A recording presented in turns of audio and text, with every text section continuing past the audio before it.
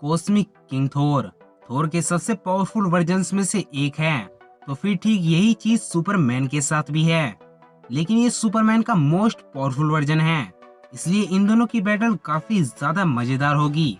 लेकिन इस बैटल को शुरू करने से पहले तुम्हें क्या लगता है, इस बैटल का विनर कौन होगा? ये चीज अभी कमेंट्स में बता देना। और अगर कमेंट करने ही वाले हो तो फिर चैनल को सब्सक्राइब करना भी मत भूलना।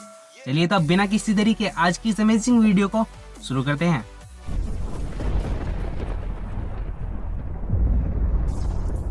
इसी मल्टीवर्स के अंदर हर एक यूनिवर्स की टाइमलाइन पर नजर रखने के लिए मॉनिटर्स को बनाया गया, जो मल्टीवर्स की हर टाइमलाइन पर नजर रखते थे। पर उन्हीं में से एक मल्टीवर्स को अपने अंदर निकलना चाहता था। मैनड्रैक बाकी मॉनिटर्स से बहुत ज्यादा ताकतवर था, इसलिए वो लोग उसे रोक नहीं सकते थे। मॉनिटर्स ने मैनड्रैक को मारने के लिए कुछ यूनिवर्स के मोस्ट पावरफुल हीरोज को इकट्ठा किया, जिनकी पावर्स को कंबाइन कर कर उन्होंने कॉस्मिक आर्मर सुपरमैन को बनाया, जो अनस्टॉपेबल था। टाइम से लेकर रियलिटी तक, एनर्जी से लेकर मैटर तक, वो सब कुछ मैनिपुलेट कर सकता था। उस वक्त कोई भी ताकत ऐसी नहीं थी जो सुपरमैन का सामना कर सके। मैनड्रैक से जब इसका सामना हुआ तो इन दोनों की बैटल से पहले ही मैनड्रैक पूरे मल्टीवर्स को अपने अंदर समा चुका था।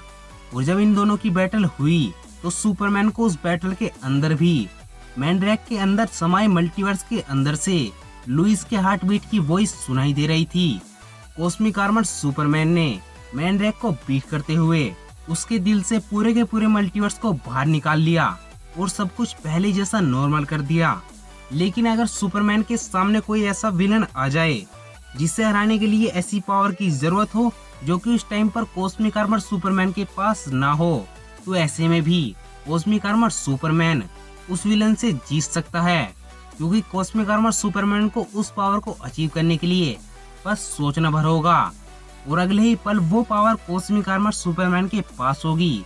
इसलिए कॉस्मिक आर्मर सुपरमैन को थॉर रोबोट सुपरमैन भी कहा जाता है।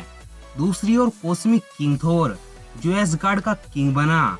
इसके बाद गैलेक्टस ने थोर को पावर कॉस्मिक दी, पर वो ये नहीं जानता था कि वो जिसे पावर कॉस्मिक दे रहा है वो उससे खुद भी पावर कॉस्मिक को दोबारा नहीं ले सकता। पावर कॉस्मिक मिलते ही थोर उसे अपने मन मुताबिक इस्तेमाल कर सकता था। वो जब चाहे इस पावर को छोड़ सकता था और जब चाहे इस पावर को समन कर सकता था। और ऐसा करने के लिए थोर को किसी की भी परमिशन की जरूरत नहीं थी। यानी कि कहा जाए तो थोर पावर कॉस्मिक का मास्टर बन चुका था। थोर ने अपने एक ही वार से म्यूनिर जितने पावरफुल स्टॉर्म ब्रेकर को तोड़ दिया था। थोर इतना ज्यादा ताकतवर हो चुका था कि उसने गैलेक्टस को अपने एक ही वार से मार दिया था और दूसरे वार में गैलेक्टस ने ब्लैक विंटर तक को मिटा दिया। थोर ने गैलेक्टस की बॉडी को एक टाइम बम की तरह यूज किया और अपने दूसरे अटैक के साथ ही ब्लैक विंटर के अस्तित्व को मिटा कर रख दिया। यहाँ पर थोर अपनी पावर्स की सारी लिमिट्स को क्रॉस कर चुका था। अभी ब्लैक विंटर एक मल्टीवर्सल बीइंग है जो कि मल्टीवर्स के अंदर हर एक यूनिवर्स को मिटा देता था, जबकि मैनड्रैक ने तो पूरे के पूरे मल्टीवर्स को अपने अंदर समा लिया था। यानी देखा जाए तो मैनड्रैक ब्लैक विंटर से ज्यादा पावरफुल नजर आता है।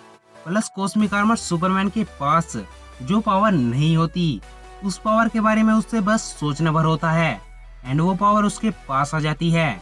यानी वो कॉस्मिक किंग थोर से ज्यादा पावरफुल नजर आता है और यही चीज सुपरमैन को थोर के अगेंस्ट ज्यादा पावरफुल बनाती है। एंड इसीलिए इस बैटल में कॉस्मिक आर्मर सुपरमैन इजीली जीत जाएगा। लेकिन तुम्हारा क्या ओपिनियन है, ये चीज कमेंट्स में जरूर बताना। और वीडियो पसंद आई हो तो लाइक शेयर कर देना एंड चैनल को अभी तक सब्सक्राइब नहीं किया है सो प्लीज चैनल को सब्सक्राइब कर ही जाना। मिलते हमारी नेक्स्ट वीडियो के अंदर, तब तक के लिए bye and thanks for watching.